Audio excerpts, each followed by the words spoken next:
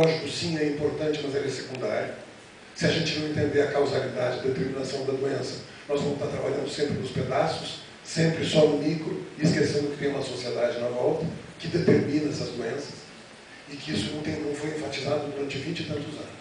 Bom, nós tentamos colocar isso no SUS, colocamos também na lei da Constituição que a responsabilidade pela formação dos recursos humanos seria do SUS e não do MEC, o que dá uma contradição imensa. Nós estamos tentando viabilizar essa contradição há pelo menos 25 anos, de como é que é isso que é o SUS que determina como é que deve ser a formação e é o MEC que se encarrega das universidades. Então, essa é uma contradição que só vai começar a ser resolvida, de fato, há uns 2 anos atrás, quando se começa a fazer portarias bipartites entre o MEC e o Ministério da Saúde. Até então, eram duas coisas completamente dissociadas e as experiências viviam isoladas.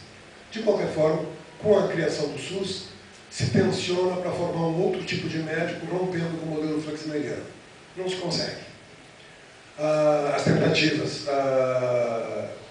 avançam em relação à avaliação dos cursos de medicina, e quando se vai avaliar os cursos de medicina, se nota que os cursos de medicina estão cada vez com menos humanidades, cada vez menos trabalhando interdisciplinarmente, só se trabalha dentro da medicina, cada vez mais positivista, e quando eu digo positivista não é uma coisa positiva, é uma crítica em relação a isso, cada vez com uma visão mais restrita, fragmentada, cada vez formando mais especialistas, que consomem cada vez mais equipamentos, alguns dos quais desnecessários. Isso não significa, e essa é uma leitura que se faz erradamente no meu discurso, que eu sou contra os equipamentos. Não é verdade, eu sobrevivo hoje graças a eles. Eu fiz 3 cirurgias cardíacas, estou cheio de válvula absolutamente esquisita no coração, então eu preciso da tecnologia, como todo mundo precisa, adequada, quando ela é necessária. Então o que tem que ver é exatamente isso, quando que ela é necessária, em que grau que ela é necessária, aonde se aprende o que é comum na população e quando que se vai aprender o raro. Tinha uma inversão na faculdade, se aprendia muito do raro. Eu colocava sempre como exemplo uma prova que eu fiz de anatomia, de patologia, onde me caiu uma pergunta sobre macroglobulinemia de Waldenström. Era a pergunta única, dissertação sobre isso. Uma doença absolutamente rara. Na época tinha um registro de 6 casos no mundo. E eu sabia tudo sobre ela. Diarreia eu tinha tido uma aula no curso. Então tinha uma inversão do que era o comum, do que era o raro. Se aprendia muito doença rara, se aprendia muito que o médico geral não vai praticar. Então a gente acabava não formando médico, a gente acabava formando candidato à residência. Então o que estava acontecendo no curso de medicina era isso. Tá? Não se formava nada, ele estava preparado para entrar numa residência. Quase nos 20 já passou?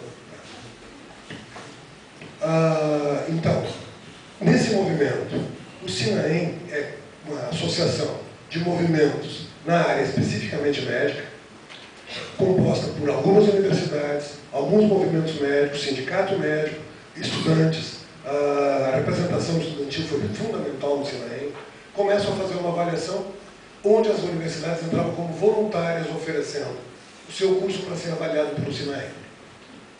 Nós não entramos no SINAEM, nós tínhamos uma avaliação das outras faculdades e sabíamos que o que não andava bem, e se a gente fizesse o comparativo da nossa com as faculdades que não andavam bem, a nossa estava na turma que não andava bem, embora nunca tenhamos participado diretamente da avaliação do SINAEM.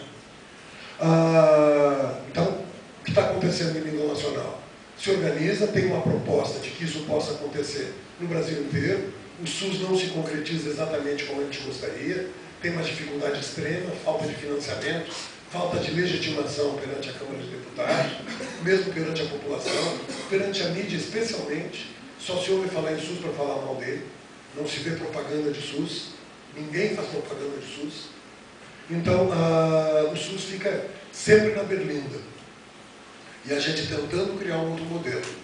Então, a avaliação do SINAEM nacional chega, a gente sabe que a nossa avaliação não é boa, o Paraná resolve comprar essa briga em 97 oficialmente, fazer uma primeira reforma curricular, criando um internato em saúde coletiva, conferindo ao Departamento de Saúde Coletiva um papel super importante, mas que talvez o departamento não tivesse adequado para suportar a carga tão grande que nos foi conferida. O Departamento de Saúde Pública se articula com o Serviço de Saúde Pública do HU e passa a trabalhar com aqueles médicos, com alguns médicos do nosso departamento, tentando mudar esse currículo e tentando fazer uma reforma na direção da atenção básica. Então, neste tempo, a gente consegue oficializar uma relação com a prefeitura, se cria o tal de programa docente assistencial, que a essas alturas do campeonato estão fazendo 13 anos já, e se começa a pensar numa reforma curricular mais ampla, que só vai acontecer quando os ventos em Brasília modificam também. Ou seja, nós tínhamos uma relativa autonomia para fazer a reforma curricular, mas não tinha respaldo para fazê-la.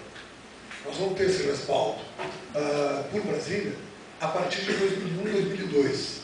Na verdade, a partir de uma ex-aluna nossa, a Heloísa, da enfermagem, ela foi ser assessora do Serra enquanto ministro da Saúde. O Serra, embora quisesse um programa de médico de família, aceitou o programa de saúde da família, aceitando as outras profissões, e aí se trabalhou na ideia de trabalhar outras profissões também, criando residências multiprofissionais, interdisciplinares, onde se preservava a especificidade de cada profissão, mas se quebrava a história de que promoção de saúde tem dono. Não tem. Promoção de saúde todas as profissões devem fazer. Prevenção de doenças também.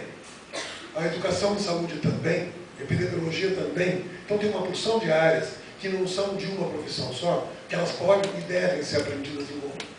Porque a gente aprendendo em comum, a gente aprende a transitar nas outras profissões e aprende humildade, principalmente. Quebra um tanto a prepotência na gente. Então, essa proposta começa a nascer em 2001, não se viabiliza, de fato. Em 2002, se consegue um financiamento com dinheiro internacional para criar um programa chamado PROMED. Então, se faz um projeto, o nosso projeto é um dos privilegiados, o Maurício é uma das pessoas-chave nessa história, ajudou a construir o projeto de PROMED. Tivemos que dar uma maquiada no projeto para ter a cara que o Ministério queria. E aí nós trouxemos o PROMED para cá e começamos uma reforma curricular sem infraestrutura para fazê-la.